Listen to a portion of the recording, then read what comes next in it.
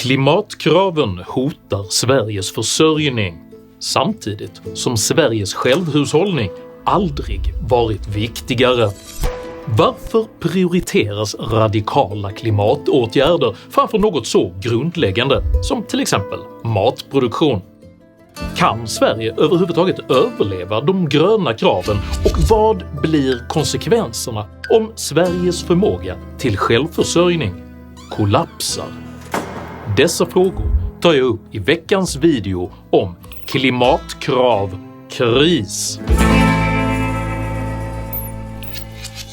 För den som vill ha ett mer jordnära perspektiv så intervjuar jag i denna veckas avsnitt av 100% Sverigedemokraternas partiledare Jimmie Åkesson, och detta om begreppet folklighet. Övriga gäster i studion är kulturvänsterprofilen Åsa Linderborg samt Expressens politiska redaktör Patrik Kronqvist. Länk till avsnittet finns i videons beskrivning.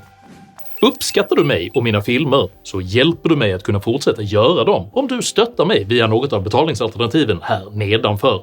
Det är nämligen endast tack vare ert generösa och frivilliga stöd som jag kan fortsätta att utveckla denna kanal, så ett stort tack till alla de av er som bidrar. Idag talar jag om mat, miljö och misstag. Häng med!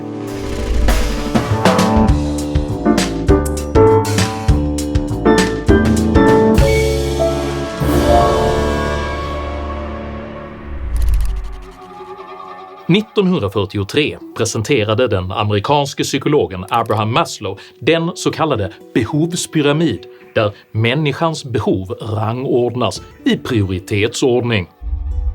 Grunden utgörs av fysiska behov som mat, vatten och tak över huvudet, och det är först när dessa mer grundläggande behov har tillfredsställts som teoretiska ideal och självförverkligande blir betydelsefulla frågor. I den västerländska kulturen har människans grundläggande behov dock varit tillfredsställda så pass länge att de allt för ofta tas för givna, till och med till den punkt där man riskerar att glömma bort grundläggande saker, som till exempel att säkra tillgången på mat. Tractors barricading highways, manure dumped at government buildings, tires on fire from France to Brussels to Greece to Portugal, farmers erupting in protests across the continent. Time is up. Think of the farmers.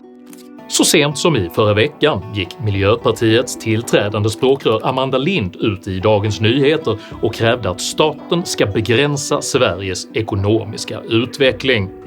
Om inte politiken går in och sätter gränsen för den ekonomiska utvecklingen kommer vi inte att klara klimatomställningen. Miljöpartiet vill även höja reduktionsplikten och kräver en migrationspolitik utan gränser. Kortfattat så kräver alltså Miljöpartiet en värld med krympande produktivitet, med begränsade transportmöjligheter och med underskott på energi, men där invandringen är gränslös. Detta är ett skolboksexempel på hur idealistiskt självförverkligande till oss överskugga verklighetens helt grundläggande förutsättningar, med den konkreta konsekvensen att till exempel maten faktiskt kan riskera att ta slut.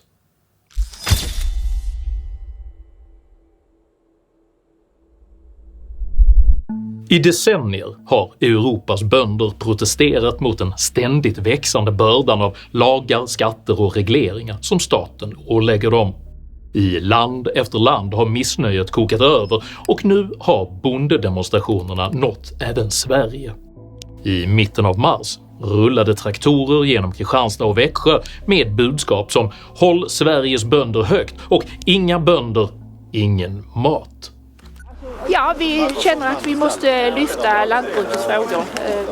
Lantbrukarna går snart på knäna.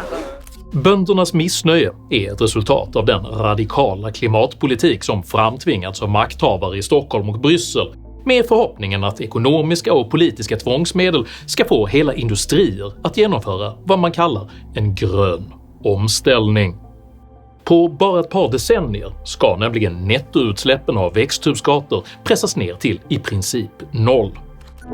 I want Europe to become the first climate neutral continent in the world by 2050.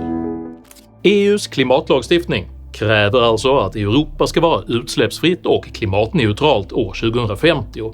Men på grund av Sveriges ständiga behov av att gå före har vi ett eget klimatpolitiskt ramverk som kräver 0 nettoutsläpp redan 2045. Vi ska klara vårt åtagande inom ramen för EUs regelverk och vi ska nå de svenska netto-nollutsläppen till 2045. För bönderna innebär dessa krav så extrema fördyringar att det är tveksamt om det överhuvudtaget kommer att vara möjligt att fortsätta att bedriva något jordbruk.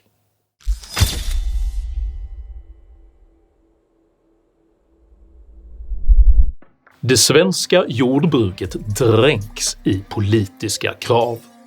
Bönderna ska släppa ut mindre kväve, fosfor, metan, lustgas, koldioxid och minska användandet av bekämpningsmedel, minska förlusten av näringsämnen i marken, minska antimikrobiella medel och öka andelen ekologiskt jordbruk. Det är svårt att kunna följa alla kontroller och alla regler som kommer ut hela tiden. Intentionerna är goda, för kväve- och bekämpningsmedel har negativ inverkan på miljön. Men i sin iver att värna naturen verkar politiker ha glömt bort att samtidigt måste vi människor kunna producera vår mat.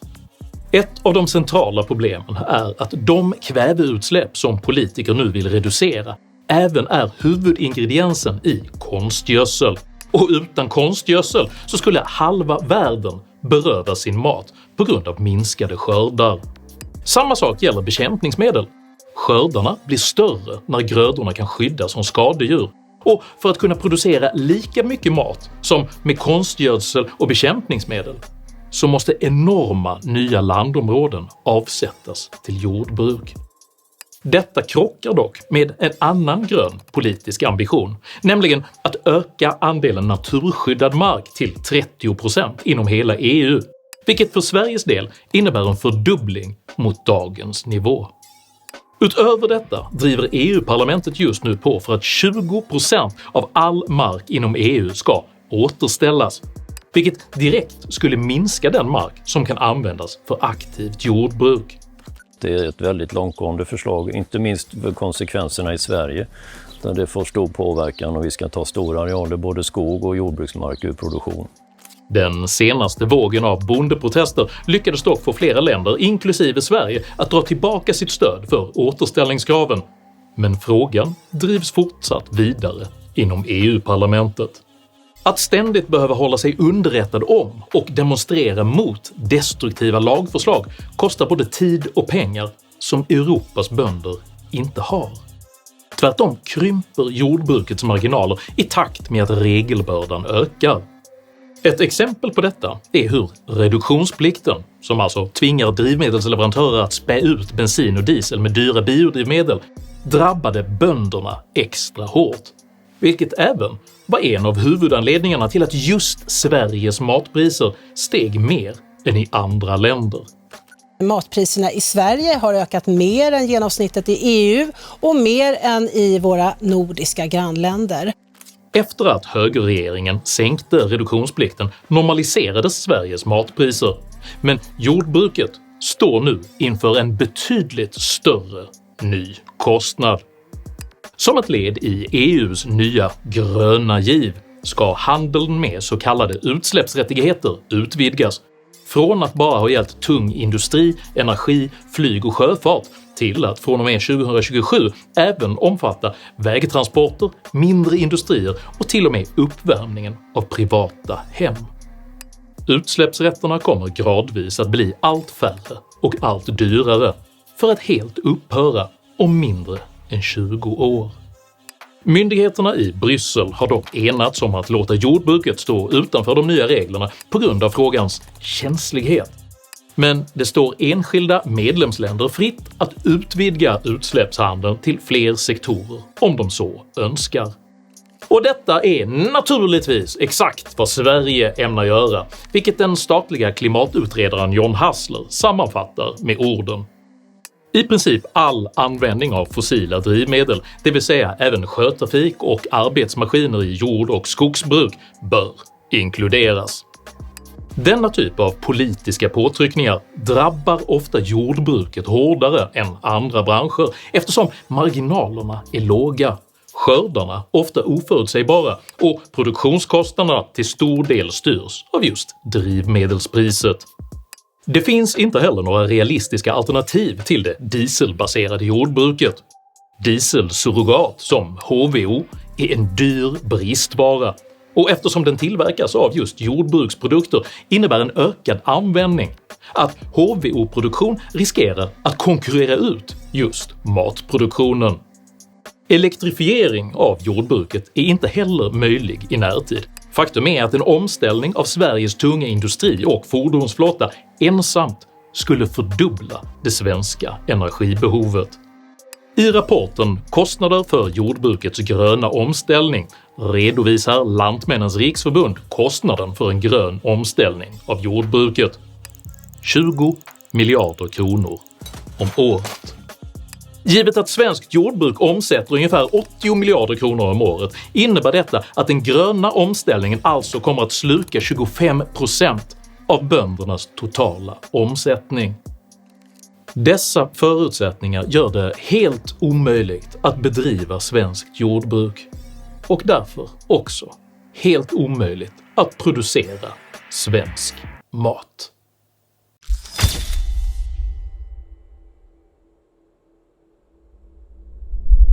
Som en direkt följd av den ökande gröna pressen på jordbruket ger nu allt fler svenska bönder helt enkelt upp. De senaste 30 åren har antalet jordbruk i Sverige minskat från 92 000 till 58 000 idag. Och i takt med att gröna krav gör jordbruket allt mindre lönsamt riskerar än fler att lämna branschen. Detta är inte böndernas problem, utan hela landets. Sveriges självförsörjningsgrad när det gäller livsmedel är idag bara 50%. I en allt mer instabil omvärld är svenskarna alltså beroende av att kunna importera hälften av allt de äter. Faktum är att Sverige bara är självförsörjande på spannmål, morötter och socker. Även om detta räcker till att göra en mycket primitiv morotskaka så är det ingen långsiktigt hållbar krisdiet. Samtidigt betraktar det statliga Jordbruksverket situationen som en säkerhetsfråga. En viktig del i att förbättra Sveriges försörjningsförmåga är att skapa förutsättningar för lönsamma och hållbara företag i goda tider. Om vi har en väl fungerande situation i vardagen ökar möjligheten att de ska fungera även i en kris. Trots denna krisinsikt ökar istället sönderregleringen av jordbruket, vilket även ökar Sveriges importberoende. Detta är inte bara dåligt ur säkerhetsperspektiv, utan även för klimatet. Enligt klimatrankningsorganisationen Environmental Performance Index har Sverige en av världens mest hållbara samhällsekonomier, medan flera av de länder som Sverige i allt högre grad importerar sin mat från inte ens tar sig in på topplistan.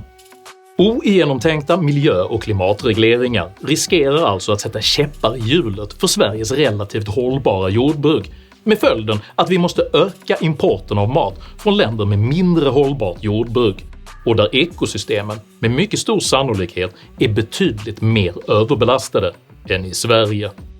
Att försöka rädda klimatet genom att ställa orealistiska krav på Sveriges bönder ger oss inte ett klimatsmart jordbruk. Det ger oss inget jordbruk alls.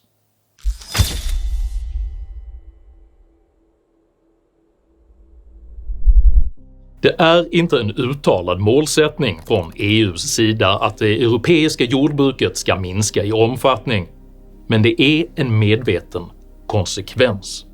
Denna blytunga kritik kommer från LRFs förbundsjurist i en intervju från förra året.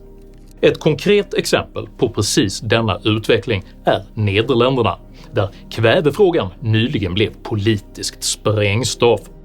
Mellan 1990 och början av 2020-talet minskade de nederländska bönderna sina kväveutsläpp med 2/3, detta huvudsakligen genom tekniska framsteg. Detta var dock inte nog för landets nytillträdda klimatprogressiva regering som under 2022 ställde krav på att kväveutsläppen skulle minskas med ytterligare 50%. Denna reglering gör det helt omöjligt för en majoritet av de nederländska bönderna att fortsätta att bedriva jordbruk, vilket landets regering är helt medveten om. Faktum är att regeringens egna beräkningar visar att de nya klimatkraven kommer att tvinga över 11 000 bönder i konkurs och tvinga ännu fler att skära ner på verksamheten.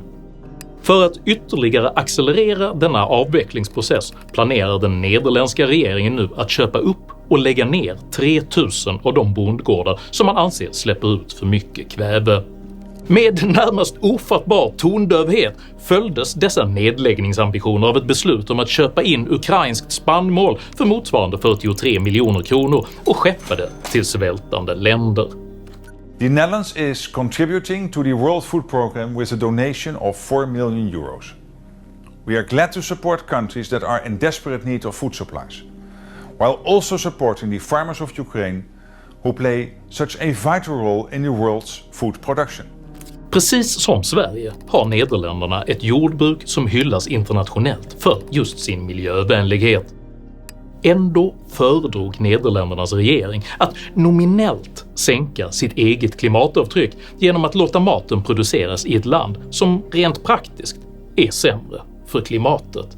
Jest bardzo duży import zbóż z Ukrainy i nie ma takich różnych obostrzeń jak nasz tutaj.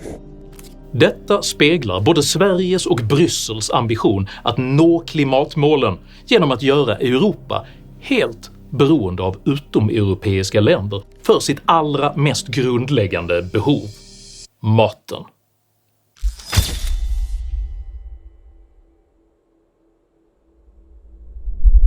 Högst upp i Maslows behovspyramid finns som sagt självförverkligandet, vilket uttrycker individens strävan efter att nå sin fulla potential inom kultur, idrott, vetenskap eller, för somliga människor, politik.